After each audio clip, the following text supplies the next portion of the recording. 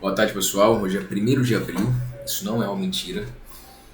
13 horas e 40 minutos e vamos continuar a série de leitura do livro O Cortiço de Aloysio de Azevedo. Entretanto, a rua lá fora povoava-se de um modo admirável. Construía-se mal, porém muito. Surgiam chalés e casinhas da noite para o dia. Subiam os aluguéis. As propriedades dobravam de valor. Montara-se uma fábrica de massas italianas e outra de velas. Os trabalhadores passavam de manhã e as ave-marias. E a maior parte deles ia comer à casa de pasto que João Romão arranjara dos fundos da sua varanda. Abriram-se novas tavernas. Nenhuma, porém, conseguia ser tão afreguesada como a dele. Nunca o seu negócio fora tão bem. Nunca o finório vendera tanto. Vendia mais agora, muito mais, que nos anos anteriores. Teve até de admitir caixeiros. As mercadorias não lhe paravam nas prateleiras. O balcão estava cada vez mais lustroso, mais gasto. E o dinheiro a pingar, vintém por vintém, dentro da gaveta e a escorrer da gaveta para a barra, aos 50 e aos 100 mil réis, e da burra para o banco, e aos contos e aos contos. E o dinheiro a pingar, vintém por vintém, dentro da gaveta e a escorrer da gaveta para a barra, aos 50 e aos 100 mil réis, e da burra para o banco, aos contos e aos contos. Afinal, já lhe não bastava sortir o seu estabelecimento nos armazéns fornecedores. Começou a receber alguns gêneros diretamente da Europa. O vinho, por exemplo, que ele dantes comprava aos quintos nas casas de atacado, vinha-lhe agora de Portugal às pipas, e de cada uma fazia 3 com água e cachaça.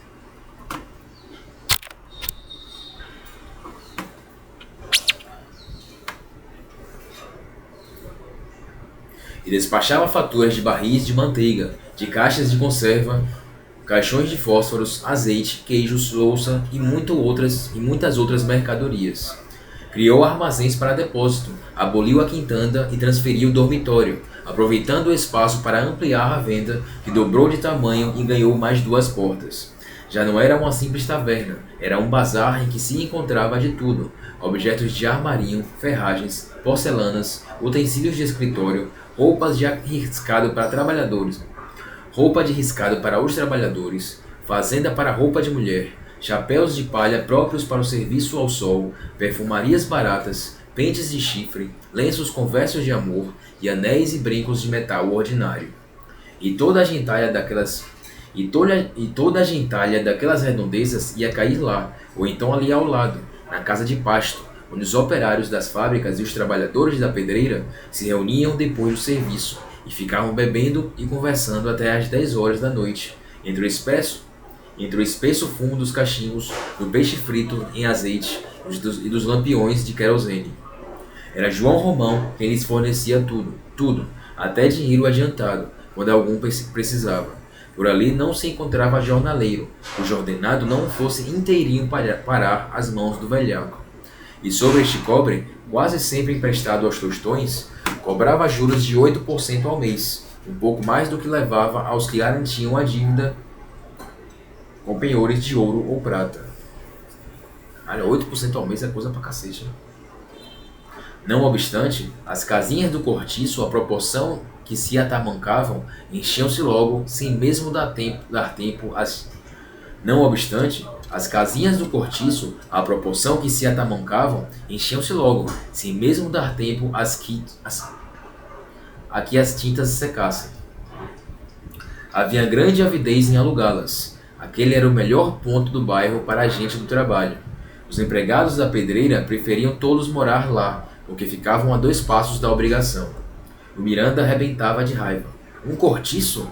exclamava ele possesso. "Um cortiço?" "Um cortiço!" exclamava ele possesso. "Um cortiço! Maldito seja aquele vendeiro de todos os diabos!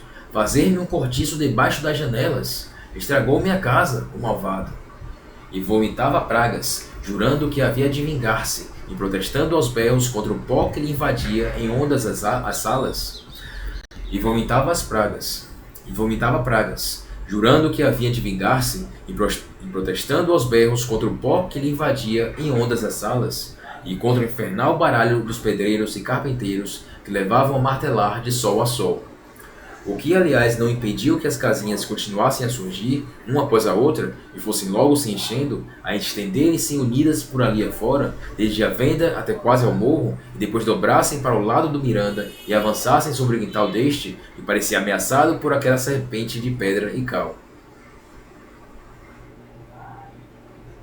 O que, aliás, não impediu que as casinhas continuassem a surgir, umas após a outra, e fossem logo se enchendo, a estenderem-se unidas por ali, desde a venda até quase ao morro, e depois dobrassem para o lado do Miranda e avançassem sobre o quintal deste, que parecia ameaçado por aquela serpente de pedra e cal. O Miranda mandou logo levantar o muro. Nada! Aquele demônio era capaz de invadir-lhe a casa até a sala de visitas. E os quartos do cortiço pararam enfim de encontro ao muro do negociante, formando com a continuação da casa deste grande quadrilongo, espécie de pátio de quartel, onde podia formar um batalhão. 95 casinhas comportou a imensa estalagem. Prontas, João Romão mandou levantar na frente, nas 20 braças que separavam a venda do sobrado do Miranda, um grosso muro de 10 palmos de altura, coroado de cacos de vidro e fundos de gavá. Prontas, João Romão mandou levar na frente, nas 20 braças que separavam a venda do sobrado do Miranda, um grosso muro de 10 palmos de altura, coroado de cacos de vidro e fundos de garrafa, e com um grande portão no centro, onde se dependurou uma lanterna de vidraças vermelhas, por cima de uma tabuleta amarela, em que se lia o seguinte, escrito a tinta encarnada e sem ortografia: Estalagem de São Romão. Alugam-se casinhas e tinas para lavadeiras. As casinhas eram alugadas por mês e as tinas por dia, tudo pago adiantado. O preço de cada tina, metendo a água, 500 réis, sabão à parte. As moradoras do cortiço tinham preferência e não pagavam nada para lavar. Graças à abundância da água que lá havia, como em nenhuma outra parte, e graças ao muito espaço de que se dispunha no cortiço para estender a roupa, a concorrência às tinas não se fez esperar. Acudiram lavadeiras de todos os pontos da cidade, entre elas algumas vindas de bem longe. E mal vagava uma das casinhas, ou um quarto, um canto onde coubesse um colchão, surgiu uma nuvem de pretendentes a disputá-los. E aquilo se foi constituindo numa grande lavanderia, agitada e barulhenta, com suas cercas de E aquilo foi se constituindo numa grande lavanderia, agitada e barulhenta, com as suas cercas de varas, as suas hortaliças verdejantes e os seus jardinzinhos de 3 e 4 palmos, que apareciam como manchas alegres por entre a negrura das limosas tinas transbordantes e o revérbero das claras barracas de algodão cru, armadas sobre os lustrosos bancos de lavar.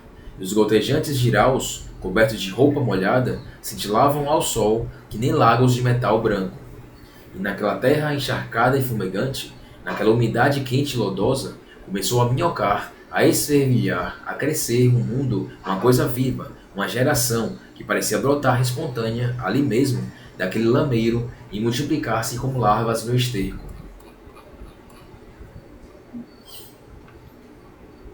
Eu vou parar por aqui. Não chegou ainda nos 10 minutos, mas eu acho que aqui é um bom ponto para parar, porque vai mudar, tende a mudar o assunto que está sendo tratado.